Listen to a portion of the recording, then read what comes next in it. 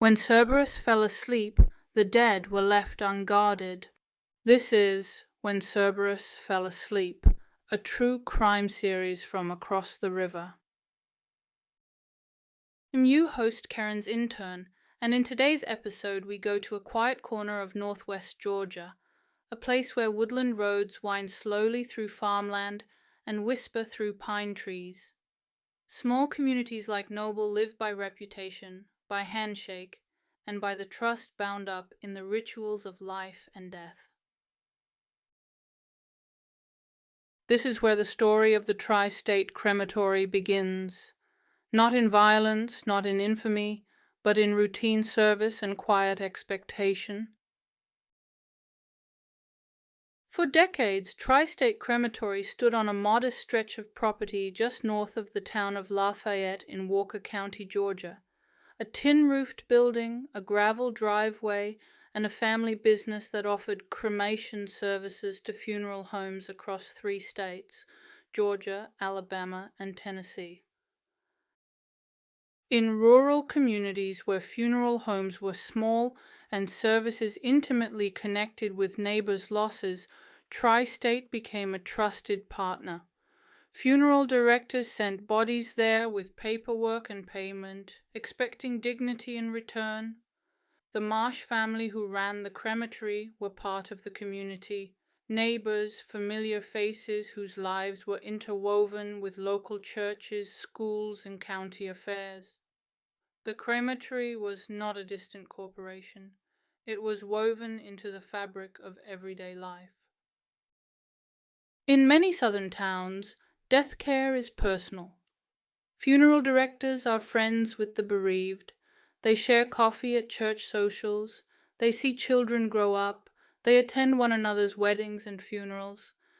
And that closeness is a blessing, but it can also be a blind spot, because trust without accountability can become dangerously complacent.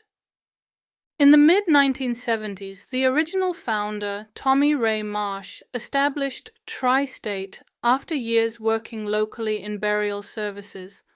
To those who knew him, he was a respected businessman, a man embedded in the community, once even a candidate for coroner of Walker County. For nearly 20 years, the crematory operated without apparent problems. Hearses arrived regularly, paperwork was processed, and urns departed with what everyone believed were cremated remains. But in 1996, as Tommy's health declined, his son Ray Brent Marsh took over operations. The outward appearance of continuity belied growing trouble behind the scenes. Bodies arrived at Tri-State as always. Funeral homes expected them to be cremated. Families expected their loved ones' remains returned promptly. But over time the process faltered. Cremations were not performed. Instead, remains began to accumulate in sheds, inside vaults, in shallow ground, and in wooded thickets behind the building. Some bodies were wrapped in plastic, others were simply left exposed to the elements. For years, no one outside the immediate circle noticed. This is where the story becomes more troubling, because people did notice, they just weren't heard. In October of 2000, a propane delivery driver named Gerald Cook arrived at Tri-State to refill the crematory's tank. It was a routine service call, but what he encountered was anything but routine. He smelled it first, the dense, unmistakable scent of decay. Then he saw them, pale shapes among the leaves and underbrush. At first he thought they were discarded mannequins. Then he realized they were bodies, human bodies. Cook reported what he saw to the Walker County Sheriff's Office. A deputy was sent to investigate, but the deputy found nothing unusual, and the matter was dropped. Gerald Cook didn't stop. Over the following months, he made multiple reports. Each time, nothing happened. In November 2001, the Environmental Protection Agency received an anonymous tip about the crematory.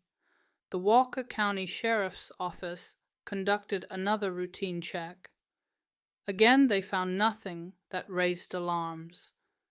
But someone kept calling. Someone wouldn't let it go. On February 14, 2002, the EPA received another anonymous tip, this time from a woman named Faye Deal, who had been contacted by Cook after his reports went nowhere. The tip stated that someone had found a human bone while walking their dog near the property. The next day, February 15, 2002, EPA officers arrived at Tri-State Crematory to investigate. What they found was beyond imagining. Grey strands of smoke-colored fog and rust-colored underbrush hid stacks of human remains.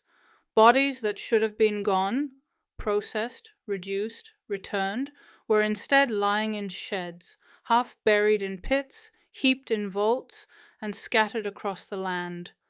Law enforcement called in a massive multi-agency response. Search teams grid-searched the property. Bodies were documented. Forensic specialists worked to unearth remains from wooded lots.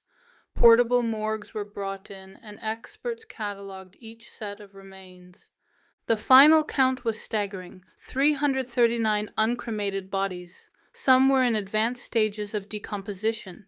Many were so degraded that traditional identification was impossible, requiring DNA analysis and forensic comparison to dental and medical records submitted by relatives. Of those 339 bodies, 226 would eventually be identified. The rest remained nameless. Inside the crematory building itself, the horror deepened.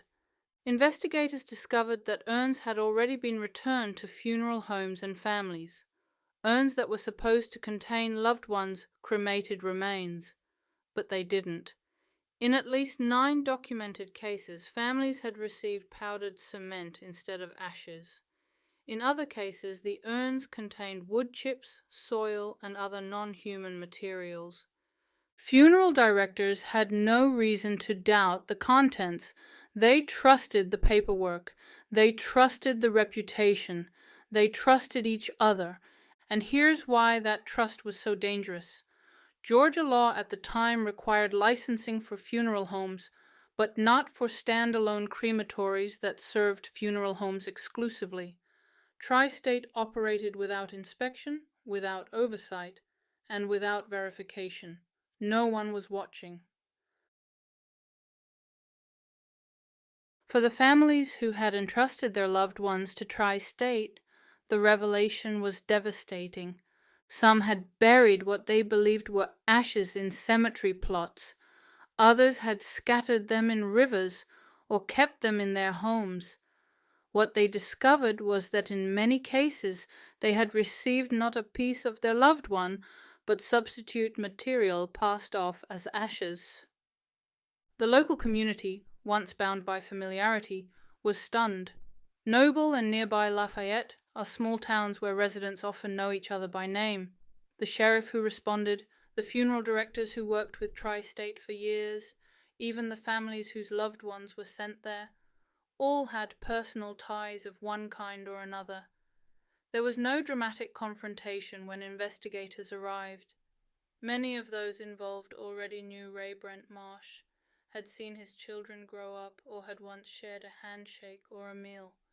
But underneath this everyday normalcy was a profound betrayal of trust.